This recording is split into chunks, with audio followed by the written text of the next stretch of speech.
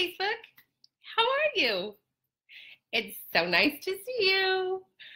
I am really happy to be here. Can you believe this hair? This hair is like beyond kicking amazing, isn't it? I'm so happy about my hair today. I was like, so good. Anyway, hi.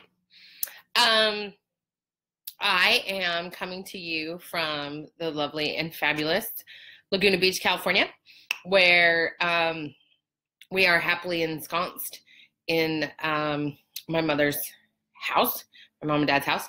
And I'm really excited because it's a really lovely place to be, and I'm really happy to be here. And I was going to have the curtains open so you could see the ocean because the ocean's right there.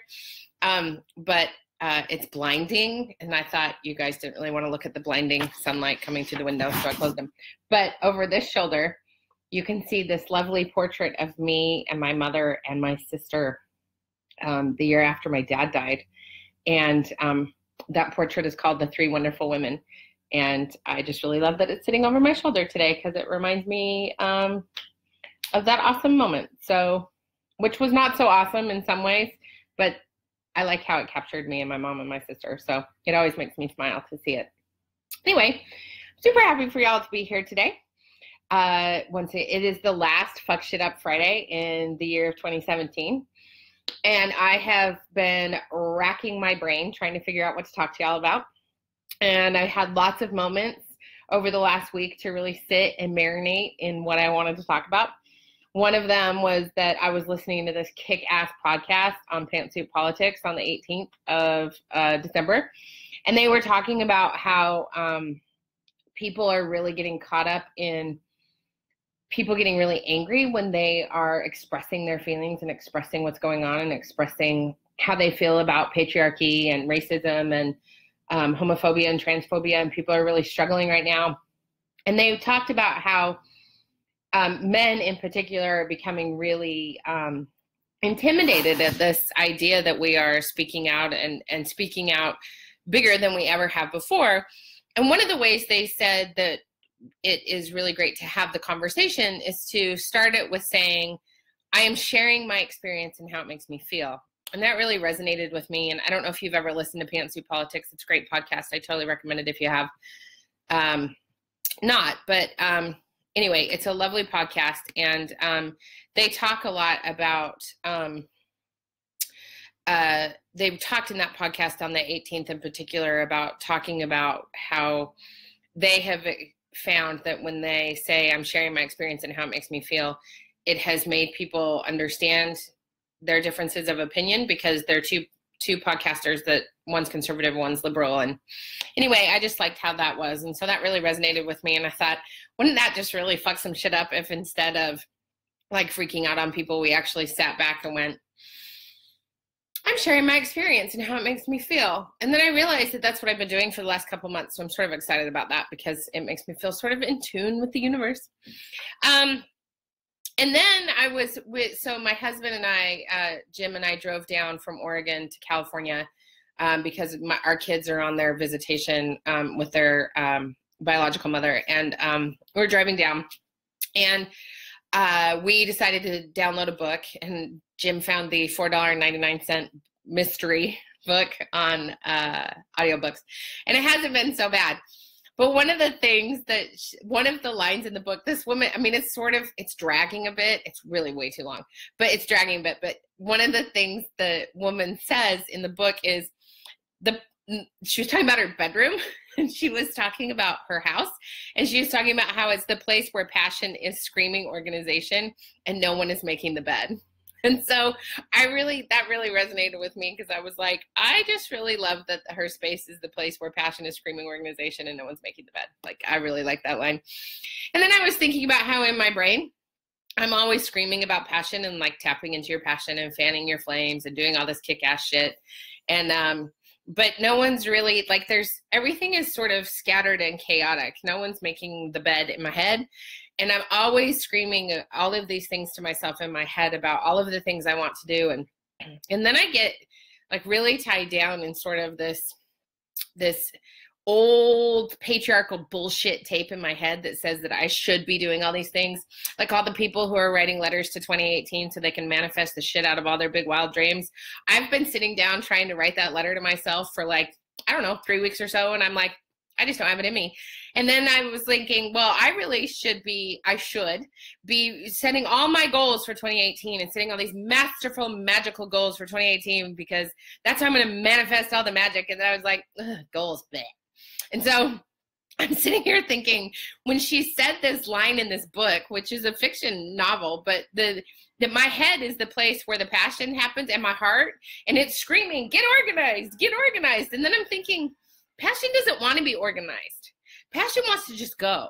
And so how do I figure out how to balance that passion and that drive and that excitement and the need for change with, with the fact that it needs to be somewhat organized. And so anyway, I've been kind of thinking about all that stuff.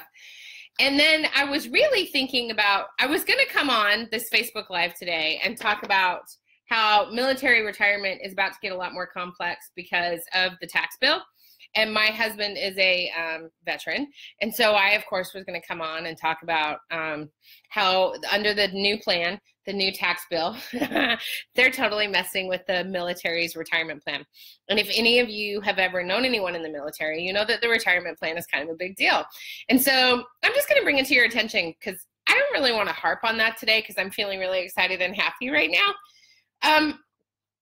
But I find it horrifying that if you stay in the military for 20 or more years, you'll get a 20% cut in your pension payouts. Although the difference should be offset in part by the contributions in the new 401k style component of the tax bill. So if you know anyone who's been in the military for a long time and they're waiting for that 20 years, you ought to warn them that some things are going on in the tax bill that's going to completely undermine their ability to retire. Joy. And then, so this is what's happening, right? Nobody's making the bed. This is the disorganized passion of Dr. Melissa Bird, PhD. So, and then I was thinking, well, I really should talk about this. And it didn't print well, of course, but Vanity Fair faces backlash for suggesting Hillary Clinton linked to it. Now, I don't know how many of you know very well that I cross-stitch like no other. So I was sitting there thinking about how I know Vanity Fair says they were trying to be sarcastic, and that's delightful. But really, I really need to point this out.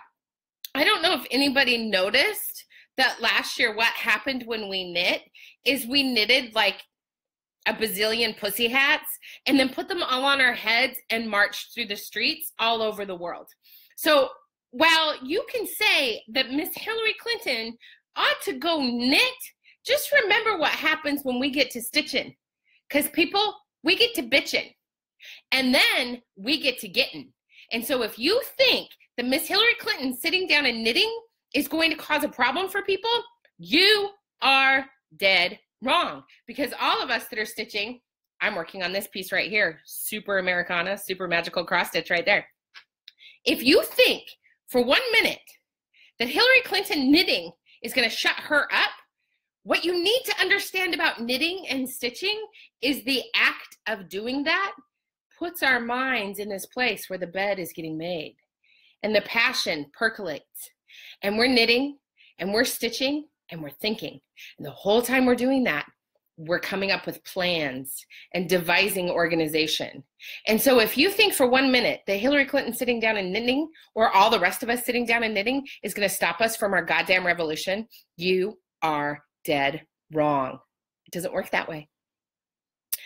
And the last thing I really want to talk about is this beautiful card I got from my friend Marcy. Marcy sent me one of the greatest cards I've ever received in my life.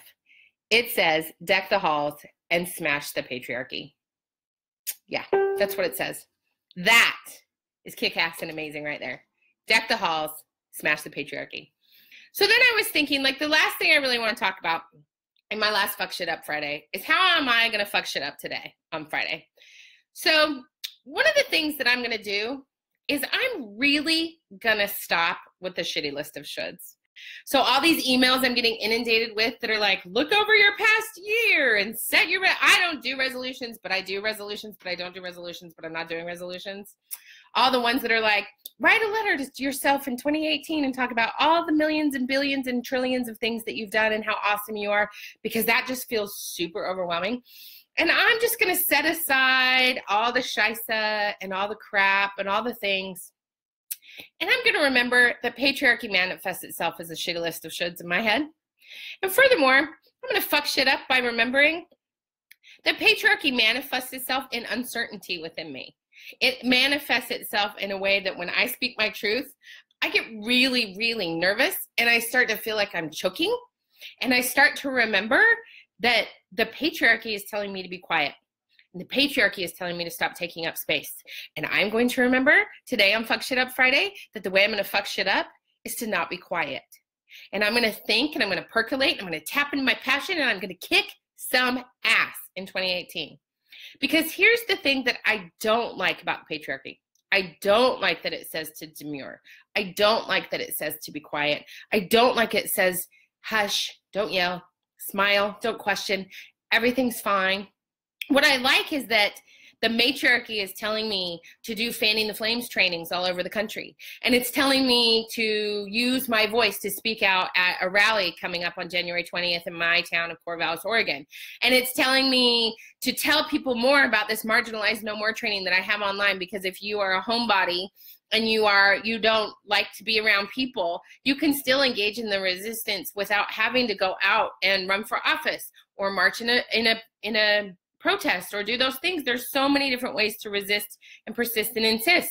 And I love that the matriarchy is telling me to be louder, louder, louder, and stop questioning my voice. And so today, in order to fuck shit up my Friday, I'm going to really, really, really get deep upon my passion and stop being afraid to use my voice. And I hope that you, in this beautiful Friday, can figure out how to tap in deep to that, what you're hearing, and what things are telling you and what the patriarchy has told you. And maybe you can write about what the patriarchy has told you and how the matriarchy is helping you overcome that. But get deep into yourself and fuck shit up. Fuck up the patriarchy by looking at how it manifests in you. This is how it manifests in me. How does it manifest in you? It's Friday, so go fuck shit up, y'all. Enjoy your New Year's. Be very safe. Remember, Lyft and Uber exists for a reason. Actually, Lyft, not Uber. Lyft exists for a reason. Use it. Stay home. Be with your friends. Be in love. And I will see you for a special New Year's edition of Monday Mayhem on the 1st. Love you all. Bye.